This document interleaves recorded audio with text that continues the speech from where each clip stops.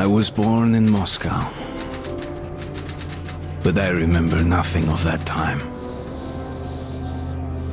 I was just an infant when the old world was destroyed in the flames of nuclear fire.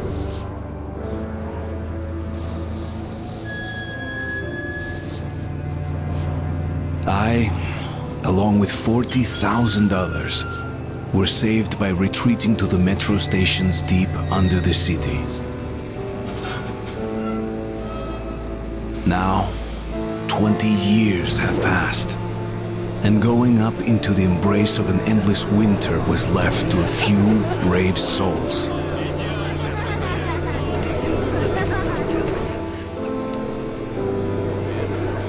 The metro was our home, and our fortress against the nightmarish mutants who roamed the tunnels.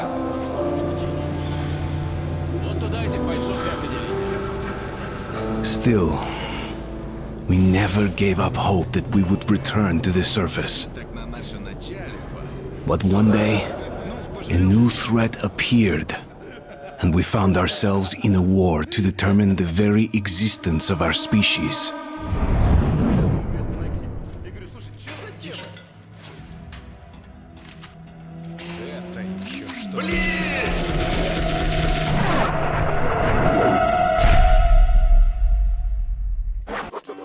The tunnel grew colder. Miller and I were close to the surface now. Soon, we would climb up into the howling wind to fight our way through whatever nightmares were waiting there. My long journey was nearly at the end. But would I have the courage, the will to see it through? Life was never easy in the tunnels, but it was our home.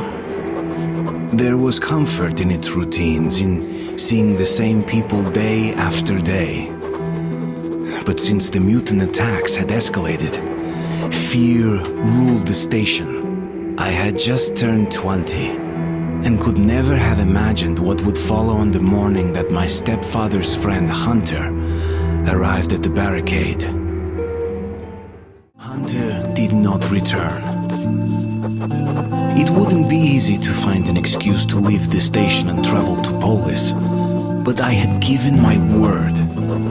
I learned that the caravan was heading to Riga the next day and needed guards. I signed on for the ride. It was the first time I had left the safety of my home station. It troubled me that I hadn't told my stepfather the truth. I would not be heading straight back from Riga, but Hunter was depending on me. Riga station was only the first stop on my journey, but the caravan went no further. So, before parting ways, we drank to celebrate our survival. The vodka didn't drown my fear of traveling on to Polis alone. But I was about to find myself with an unexpected and notorious partner.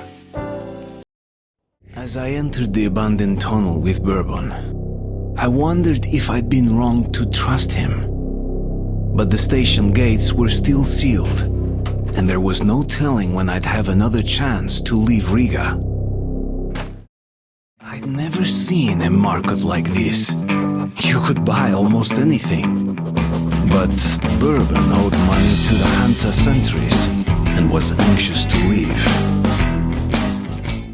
When we emerged into the ruins of Moscow, I felt both fear and sorrow. But after a life underground, I also saw strange beauty in the dark skies and frozen landscape. So that's the dead city, grunted Bourbon. Welcome home, Artyom. As we went underground, it struck me that my city was now a foreign and hostile place. I felt safe here, in the darkness of the metro. More so when Bourbon claimed to have friends at Dry Station. Khan's appearance caught me by surprise. Although while fighting the bandits, I did sense someone helping from the shadows. Han assured me that Bourbon's fate was not tied to my own. But I regretted his death. Han led me into Cursed Station. The name was no accident. Its people were locked in an endless war for survival. Armory Station was where most of the weapons in the metro were made. There had been an arms factory located above, and after the nukes fell, many of the workers settled here. I was looking for Andrew the Smith, but he found me first. Even the apocalypse didn't stop us from killing one another over ideology. I was about to go through the front line between the Nazis and the communists. I've heard they once fought another war, and that the Nazis lost. When I came to my senses, I lost all hope.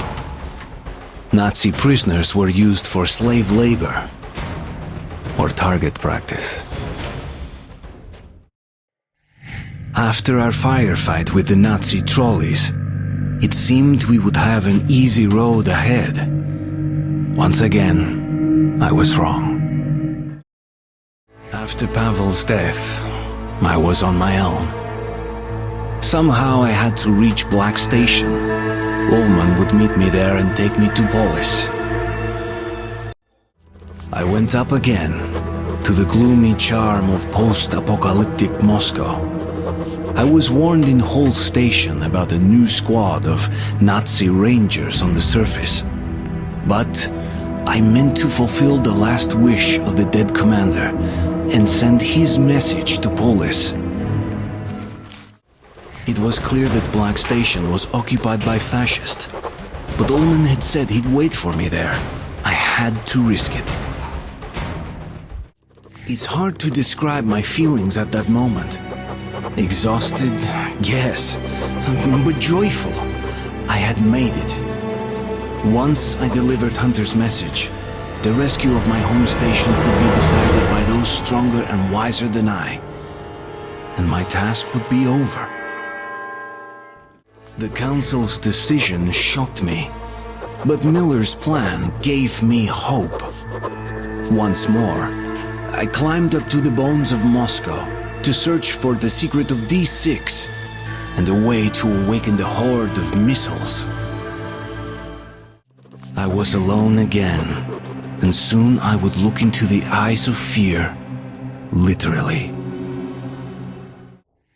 The underground depository was a frightening place, and I had no idea where or what to search.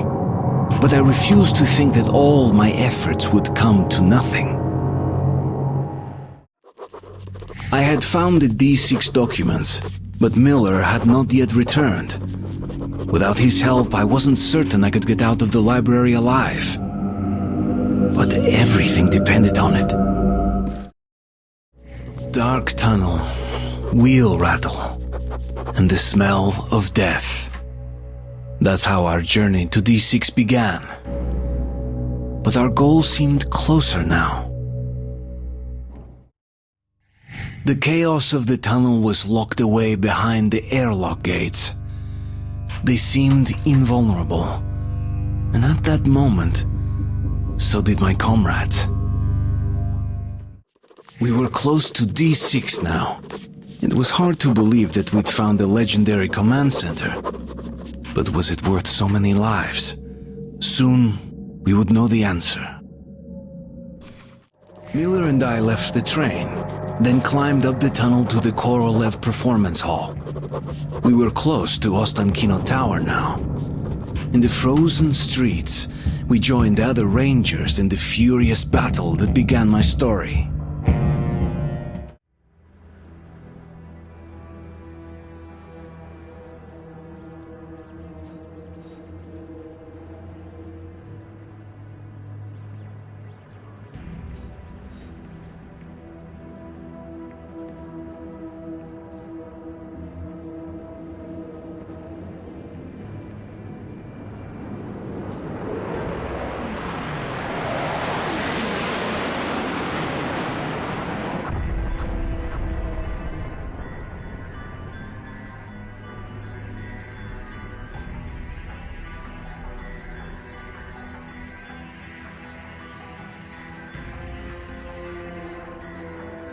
A wise man once said, "He who leads a war for the love of his fellow men will defeat his enemies."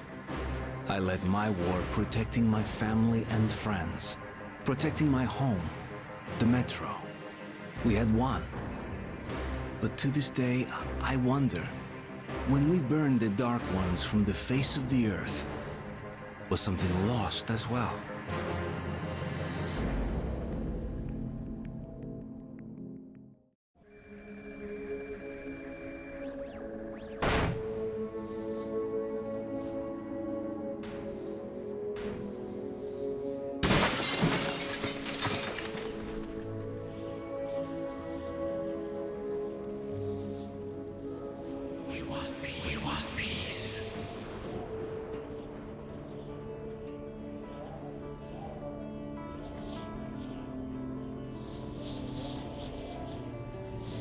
H.G. Wells once wrote, "If we don't end wars, wars will end us."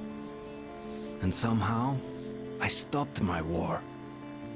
At the time, I couldn't say what had made me spare the Dark Ones.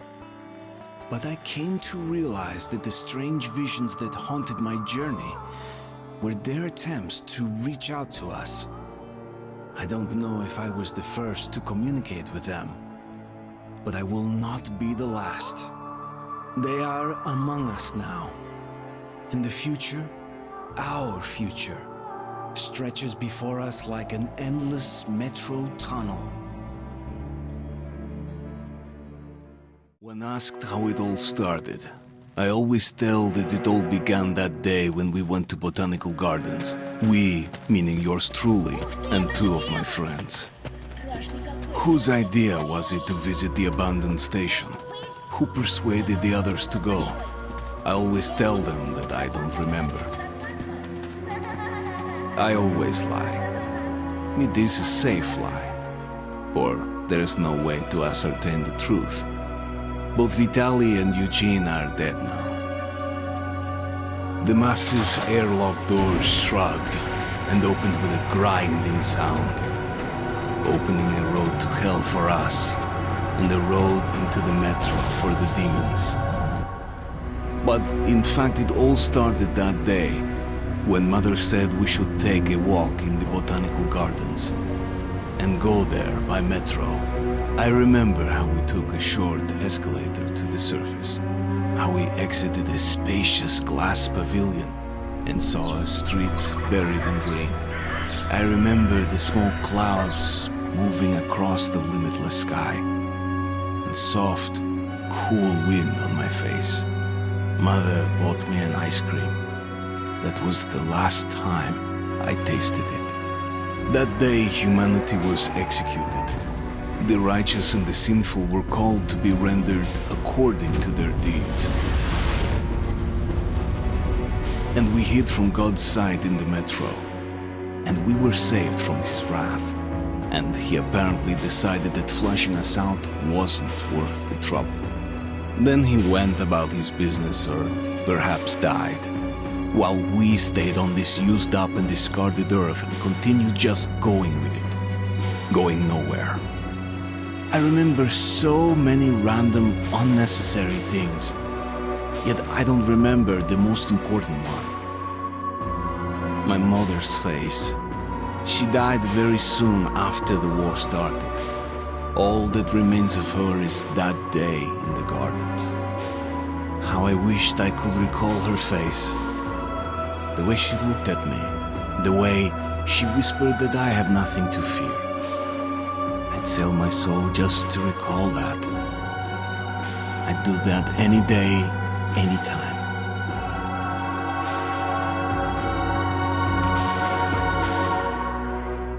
And I did.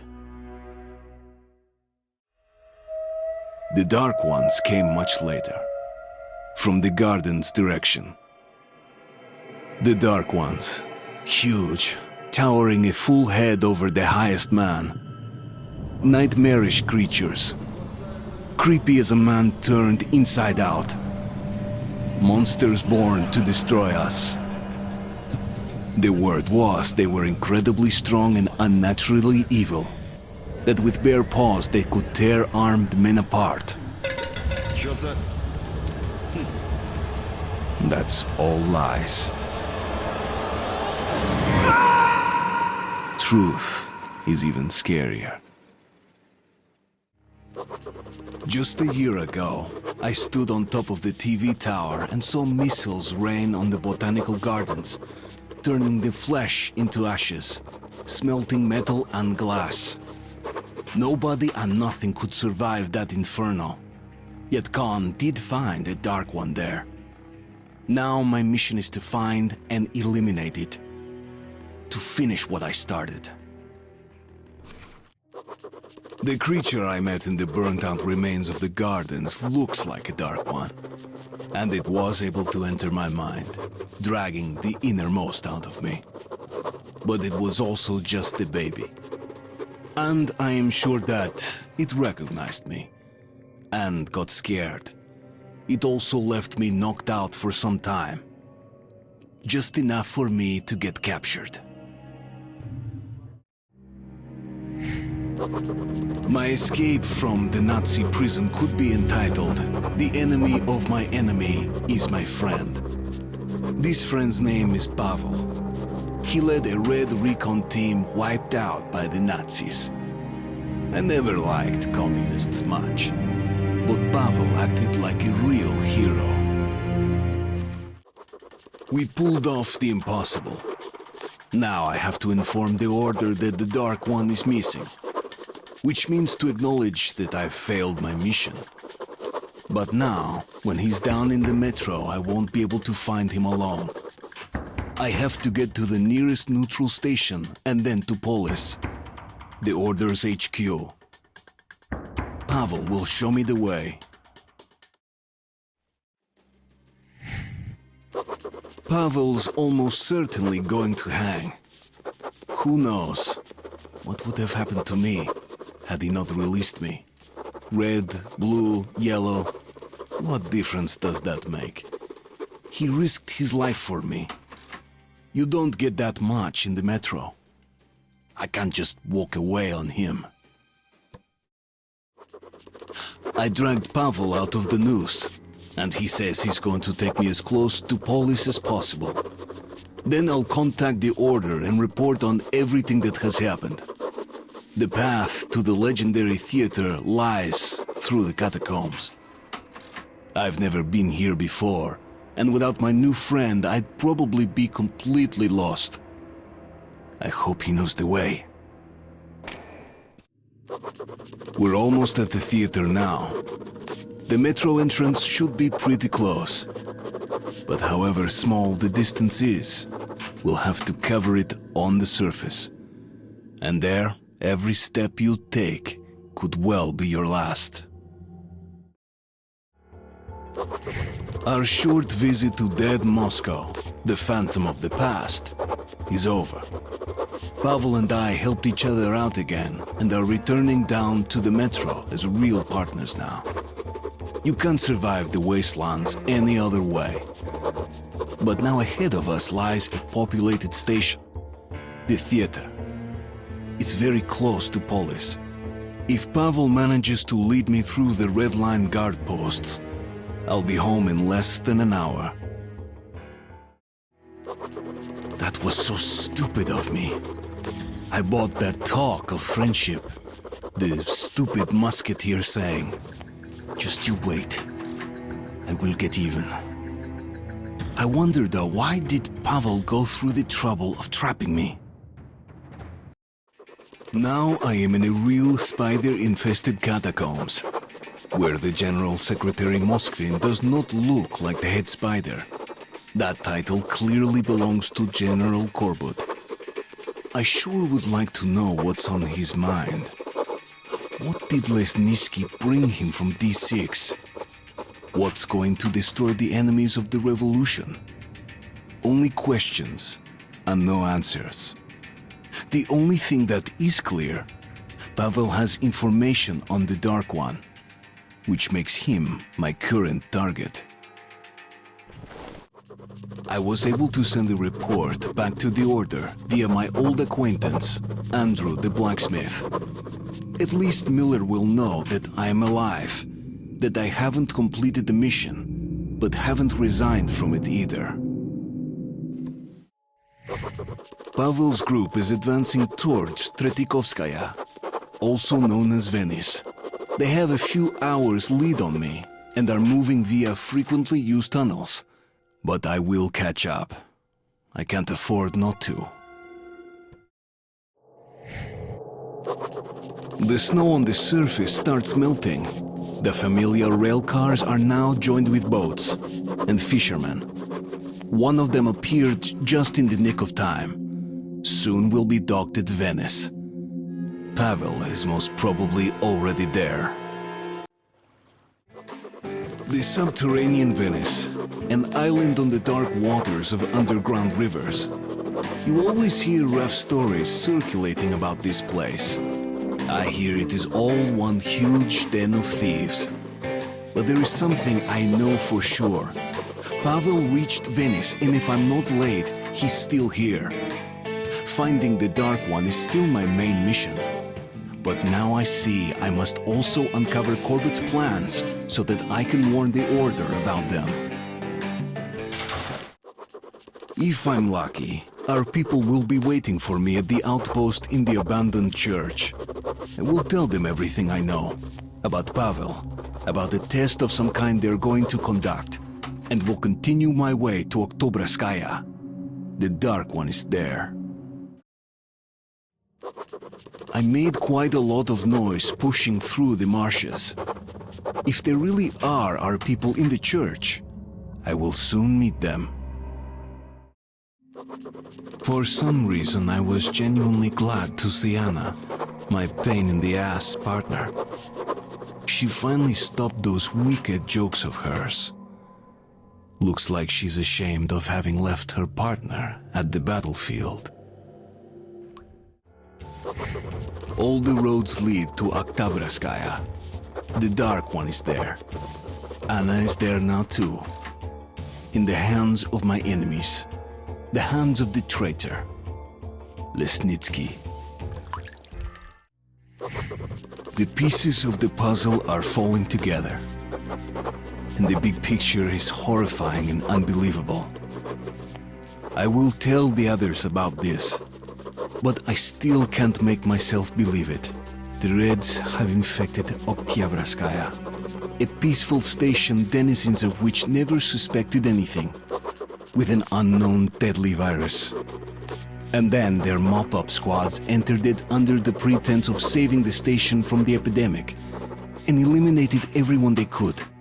Women, children, old people. To prevent the infection from spreading. And if all this is true, then me and Anna could be infected too. We've been saved from being killed, but we don't know if we're going to survive for long. In some other time and place, what happened could be life-changing.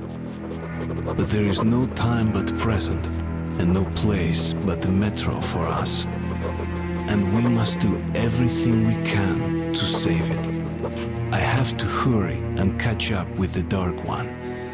Anna has to tell her father of what Korbut and Moskvin are doing. Anything else is a luxury we can't afford right now. I never believed him, and that is no surprise. But Khan's words were true. This strange river took me to the past. The moment where I sent out the signal and destroyed all the Dark Ones. And then it dropped me off at the place where I can find the last survivor of that race. A helpless and harmless child. Khan called him the last angel. Of course, I could not kill him. And while I am alive and my heart is beating, I will protect him. Khan says we'll be able to use him to stop the war. Yes, he can make miracles happen, but I don't want to use him. His war was over when I targeted the missiles at his home, his family. Whatever my intentions concerning him might be, the little dark one just does not seem to care. He keeps following me, as if I never was going after him. As if we were tied together by fate. We are coming to Polis, together, come what may. The little one did not want to leave. Something is holding him. I don't yet get what. Nevertheless, I'm glad it is, because he is helpful. He who sows the wind shall reap the storm. The Dark One opened up Lesnitsky's thoughts to me.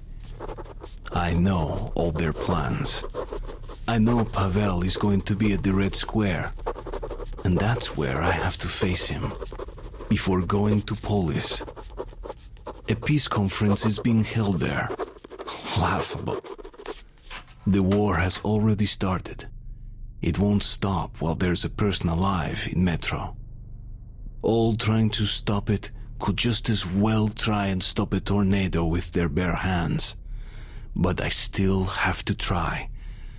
I have to reach Polis to denounce the liars and face the storm. I know only one way into Polis from here, through the Red Square. The Order keeps an outpost in the St. Basil's Cathedral. I'll get in touch with our men and tell them all I know. And my goal would be just a step away from there. It will all be over soon. We have to make it to Polis in time for the peace conference. There isn't going to be any peace. Just war. The last war. Now I know the answers to all the questions. Pavel's head proved to be a real treasury of Korbut's sinister plans. He is not alone. He's not the last. I understand his excitement and his wish to immediately meet the others, to free them and wake them up. But he has agreed to wait a bit longer. First, he's going to try and help us. If we make it to the conference, the Dark One will be able to open up the thoughts of Moskvin, or Korbut himself. Perhaps make them stop this madness. This is our last chance. He is gone. He did what he could. And now he is gone to meet his kin. I can't judge him for that. The remainders of humanity are finishing each other off in their final fight. It is not his war. I hope he was able to forgive us. Me. For what we did to his brothers and sisters. His mother and father.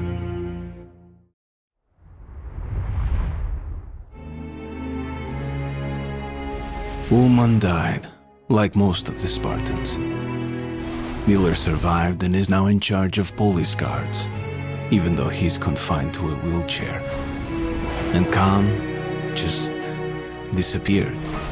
He once told me, what if this little Dark One is the last of the angels sent to save us? The fact that the little one came back and brought his kin, maybe that was the pardon and salvation. For me, for the Order, for all of us in the Metro. The last light of hope in this kingdom of darkness. It will be better for everyone if we go away, Artyom. But one day we'll come back. I'll be big then. Goodbye, my friend.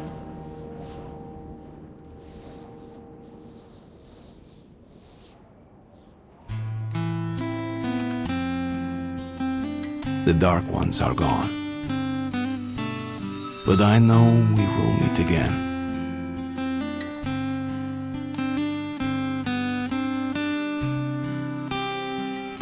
Maybe they really were sent to save us. Maybe we did earn forgiveness. still remember life before the war. I remember that we used to be different. Used to live up there, on the surface. We used to be the masters of the whole world. We built gigantic cities of glass and steel. We crossed the oceans at will. And we also conquered the skies. There used to be 7 billion of us. We were not born for life in the tunnels. I was born to breathe fresh air, and I remember it.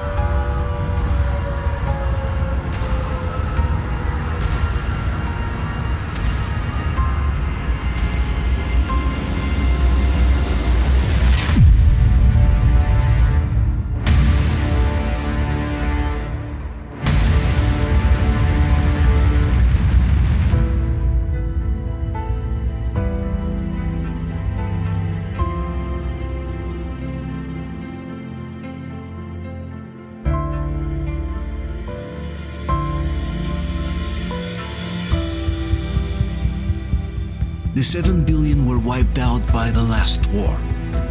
Only 50,000 managed to survive underground, with the surface poisoned, burnt, and teeming with horrible monsters.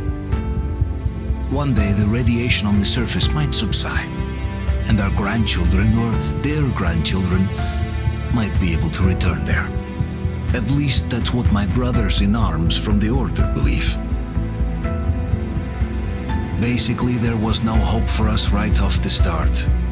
Still, we humans are just too bad at surrendering. We tried to make the best of what we had, banded together, and worked to make the metro our new home. After all, it might well be the only place left on Earth for humans to live. For a time, we thought we could make it. But, regrettably, the war didn't kill our bad habits.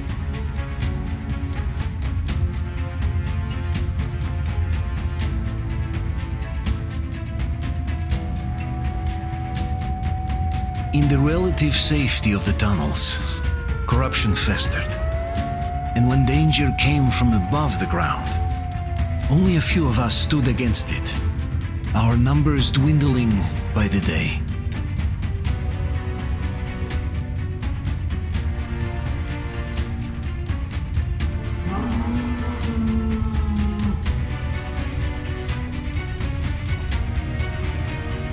But I remember we were born for a better life, and I can't accept that I'm destined to grow old and die underground. I don't care if I'm called an idiot. But if even a single shard of the old world still exists out there, I have to find it.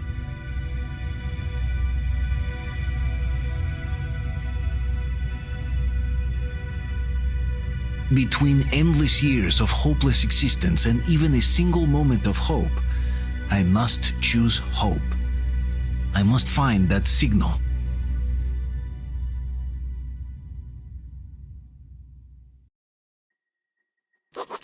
When it has been years since anyone's heard anything but static and white noise on the radio, who could still believe we are not alone on this earth? My wife, my comrades from the Order, my friends, people from my station. Nobody believes me. They are sure that there's nothing on the radio. Sure that save for us who hid in Moscow metro, there were no survivors of the last war. We are alone on this planet, and in the metro it's common knowledge. But I did hear that call on the radio with my own ears. Yes, it was immediately drowned out by the static, but I had heard it. Which means that somewhere out there, under the skies, there's still a habitable place. We're not doomed to live the rest of our lives underground. Still, nobody believes me. We stopped 100 clicks from Moscow to check our Geiger counters. The thing is, they are all in the green, as if they're in a conspiracy. Still, Still, this amazing piece of news doesn't really impress anyone that much. The guys are all confused as to what to do next. And I'm just waiting for answers. And hoping the commander, whom until recently I trusted implicitly, is going to be extremely persuasive in his reasoning. After all those years in the underground, the air of the surface seemed incredibly fresh, intoxicating. But that was not what had caused the crew's euphoria. Our journey finally got a definite purpose provided by the transmission from the government bunker in the Urals. For 20 years we thought that neither the government nor military high command had survived. Turns out they're still around. Where were they while we were eating each other alive in the metro? We'll have a lot of questions for them once we reach Yamantau, if we reach it. The ruins of our country are under enemy control, according to Miller, and we'll have to fight through to our goal. A small team against the occupation armies? What are the chances that we'll succeed, that we'll get some answers? The locals were none too happy to see us here. Looks like after the war they created a veritable technophobic cult here, and its leader managed to trap me in their half-flooded church. I have no idea what they would have done to me had they actually captured me, but with the aid from a woman called Katya, the cultist had been keeping imprisoned here, I managed to give them the slip. Luckily, I was able to avoid casualties in the process. Katya mentioned an engineer called Crest, who's hiding from the cultists in the port. He could help us fix the Aurora and cross the bridge. Now seems to be a good time to pay him a visit. In the port, I found Crest, the mechanic Katya mentioned before. He told me more about the local fanatics and promised to help us if we take him aboard. He is also heading east. The main problem now is crossing the bridge, as the fanatics that built their shantytown on it are very unlikely to just lower it to let the Aurora through. Still, I have a more pressing problem now. Anna went off the grid. I'm quite sure she's all right, but we can't afford to grow complacent here. The last time she used the radio, she was approaching a small hillock with some antennas. We have a plan. We'll capture a river merchant's caravan and use their tugboat to infiltrate the bridge. But, since the caravan isn't here yet, the colonel gave me the go-ahead to get the passenger carriage Katya told us about. To do that, I first need to go to the terminal and get Crest's railcar from there. It might be a good time to explore the surroundings. It was difficult, but I managed to get the railcar. The mutants were all over the Tsarfish temple. Looks like the locals offered human sacrifices to the Tsarfish here. I couldn't just leave it like that and killed the fish. Hopefully that will open their eyes. Anyway, now that I have the railcar, it's time to get that carriage. I was able to steal the carriage quietly. The Aurora will have much more living space once I deliver the carriage there. I delivered the carriage to the Aurora. In the meantime, the caravan has arrived at the port, and the Spartans are already there. I need to meet Anna at the port and plan our takeover of the caravan. I met up with Anna at the port, and she gave me the situation report. The caravan is heavily guarded, but if we can capture the captain, the rest will surrender. Whatever approach I take, the Spartans will back me up. I need to get to the tugboat's bridge. We were able to capture the tugboat without killing any caravaneers. With its help, Duke and I infiltrated the bridge town. If everything goes as planned, we'll soon leave this place. Our next target? The bridge mechanism control booth. We left Volga behind. The endless expanses of Russia stretch before us now. the bridge dwellers had finally decided to believe that we were not demons and let us pass. Anna was right. We invaded their world, and it's not up to us to destroy it, no matter how stupid it may seem. Electricity is a sin. Is that really worse than the lies we were told in the metro? About how the whole world was dead and there was nowhere to go? Everybody in the tunnels bought that convenient lie. Once we reach Yamantau, we will at least know if that lie was justified, since so far we haven't met any signs of enemy occupation. We are approaching the Yamantau bunker, the final destination of our long journey. Direct radio contact with the bunker has completely dissolved Miller's resentment towards me for destroying our previous lives. He is eagerly anticipating the meeting with the Minister of Defense he was promised. Probably such things are important for a career officer. The people, though, are less interested. They are asking important questions. Where are the occupying forces? Why is there just wilderness and people gone wild around? What's stopping the government from restoring the country? What was being done in the last 20 years? Miller believes that we'll get all the answers. He will be pardoned, as well as Anna and I. And we will all return home to the metro. 3 months on the road, 3 months of constant trial. But after Yamantau, we are ready for anything fate can throw at us. Mere kilometers separate us from the Caspian One communication center. Will the maps within yield a spot free from radiation where we could finally settle in peace? I don't know, but what's left for us but hope? The desert is taking its toll. The crew suffers from heat and thirst, and the Aurora is not in her top form. We're out of coal and had to switch to burning available fuel, old cross ties and twigs. Passing through the desert, we noticed the car tailing the Aurora. The colonel gave the order to stop and sent me and Demir to recon the area. On my way to the goal, I had to hide from a sandstorm in the ruins of a restaurant, where I was attacked by one of the local bandits. In the ensuing fight, I had to knock him out. The poor bastard will have a hell of a headache when he wakes up. I also took his car, so we can't really expect a warm welcome from his buddies, whoever they might be. My next goal is a lighthouse in the desert, near which Demir spotted some antennas. I hope that's where the satellite communication center is, with the maps we're looking for. On my way to the lighthouse, I got a message from the colonel.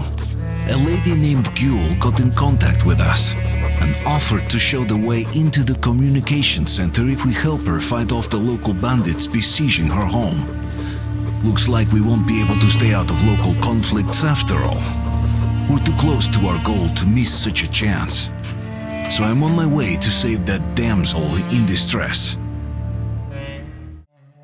That damsel in distress turned out to be more than able to stand up for herself. It turns out Gül is one of the last locals still taking the fight to the bandits, and that's why they came for her. Once we had taken the bandits out, she promised to show me the way into the underground bunker of the communication center. Gül told me that her mother used to work there, and that the center was still operational for some time after the war had finished, compiling the fallout maps. This is just what we need. Time for a dungeon crawl. I managed to get the maps, the thing that we came to this godforsaken place for. The thing that may give us a new goal and a hope for the future. After the dark, claustrophobic bunker, the vastness of desert seems to embody freedom.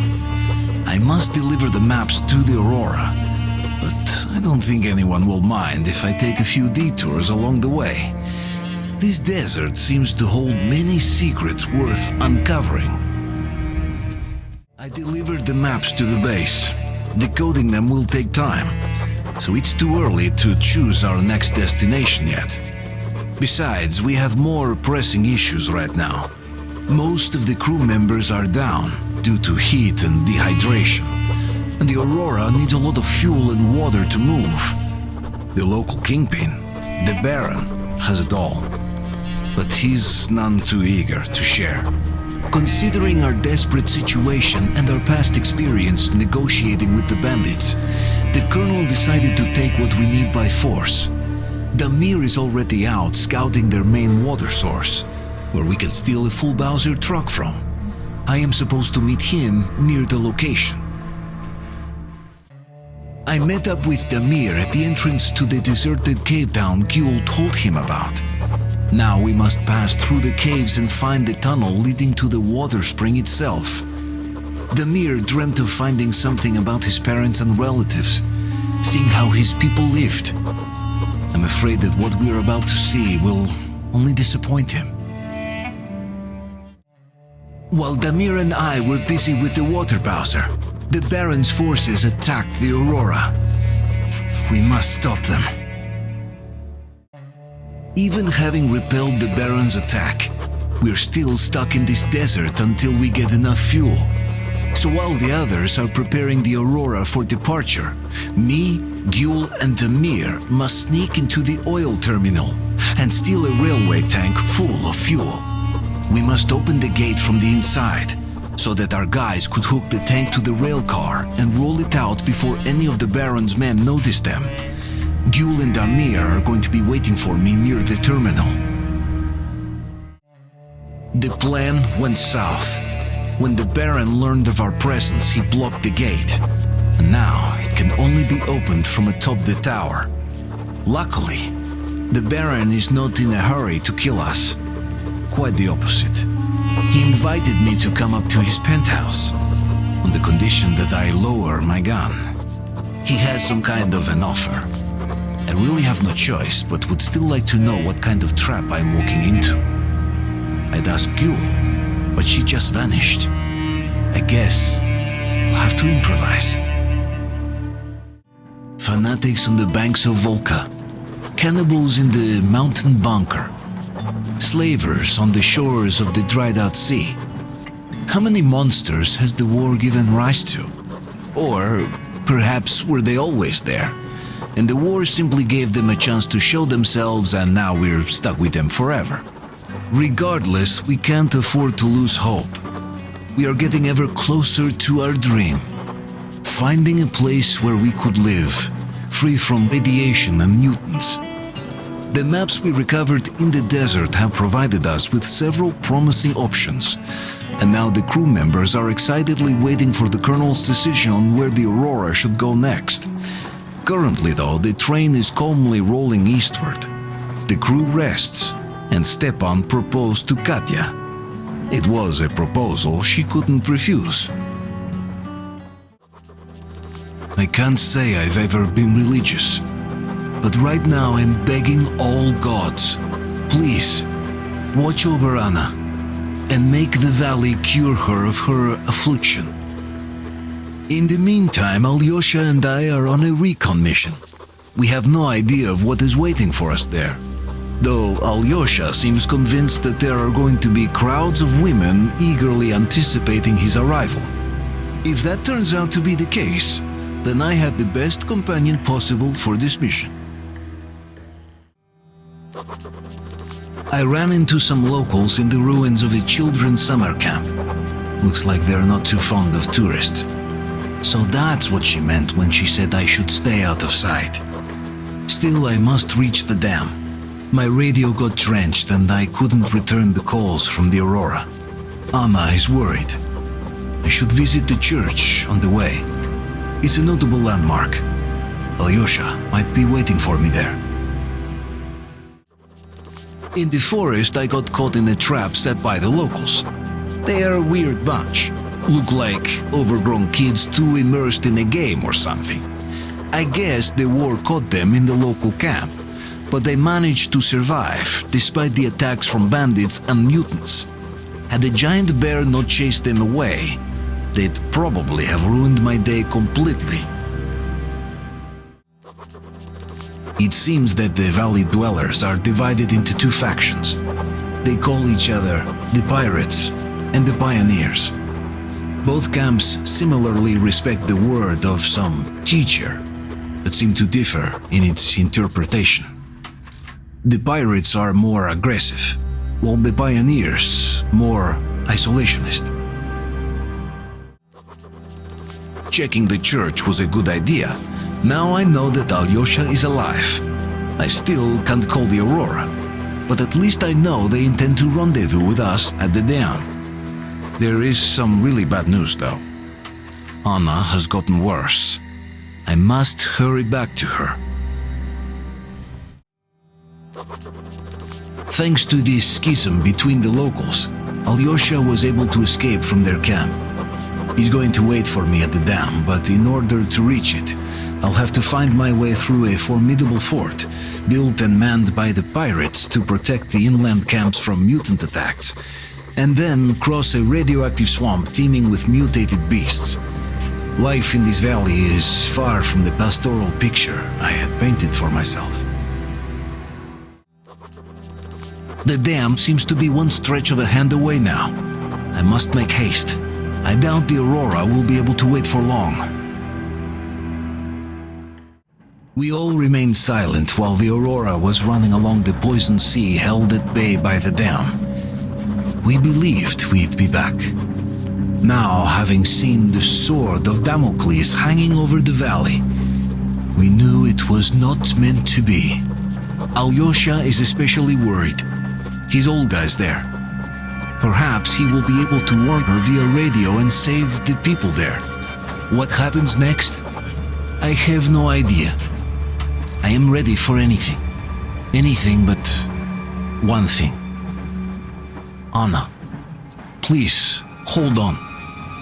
Without you, I have nothing to live for, nothing to dream about.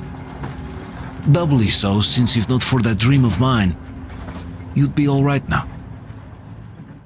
Anna isn't giving up. She believes in me, believes in us, and for a good reason.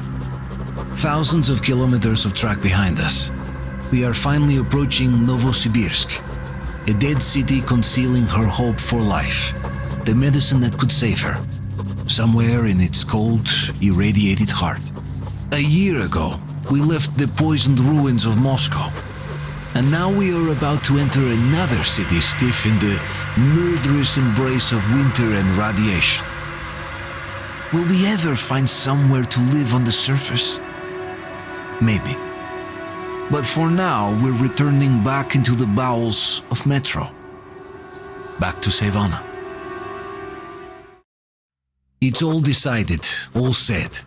Just the Colonel and me are going into the city. The guys are unhappy, but I think everything is the way it's supposed to be. The Colonel blames himself for Anna's sickness, and he'd never let the others pay for his mistakes. Our mistakes. I'll never forgive myself if I don't do everything I can for her, or more. It's time to go. The car is ready. The sooner we enter the local metro, the better our chances of coming back alive are. The streets are blocked with abandoned cars, covered in snow. We'll have to walk if we want to go any further, even though we can't stay outside for too long, as every minute spent here would be better spent searching the Institute for the medicine. Still, we must enter the metro first. What was happening here in the last months of the city's life? How could they have survived for so long despite the radiation? And why did they set about killing each other with such abandon? War is one thing, but mass executions? Are we people doomed to behave like beasts, even at death's door? There was a vestige of life remaining even in all this frozen radioactive mass grave after all. The dead city's last feeble attempt to retain a future. A lonely, abandoned, and doomed boy who still refused to surrender no matter what. Private Kirill Kalebnikov. Kirill gave us his most prized possession, the last flasks of radio protector that had kept him alive. He also gave us something even more precious. A hope to finally find a place we could settle in. So now we simply have no choice but to succeed and bring him back to the Aurora. Once again, I am alone. Despite having the green stuff, time is short, so we had to split. Of course, coming here, we had no idea about the map which Kirill's father once set out to get. But could we ever forgive ourselves? Should we, even having ensured salvation for Anna, let go of such an opportunity to find the future for all of us? Of course not. That is why I'm all alone in a tunnel again.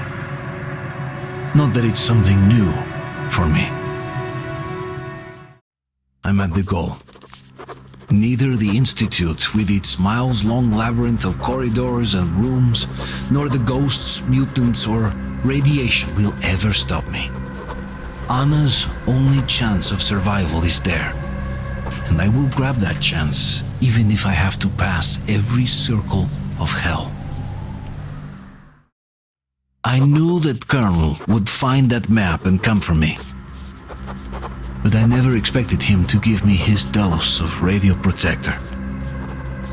I must hurry to the point of our rendezvous with the Aurora. Perhaps it's not too late.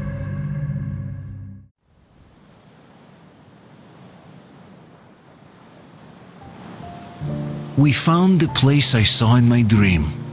That hill on the shores of Baikal where Miller took me. A clean place, just like he said. Everything around is clean. We found ourselves a home. A home at the foot of a hill, overlooking a lake. A home where we could raise our children, who will be born not in the damp and dark tunnels, but under blue sky and bright sun. Ladies and gentlemen, as the ranking officer, I propose a motion to entrust the duty of commanding the order to Artyom. Unanimously approved.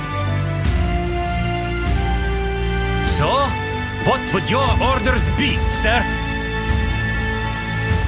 I would say we all go home. But this home seems too large for just us. You know, the Colonel once told me he created the Order to save people. All of them. I say it's time we perform this duty.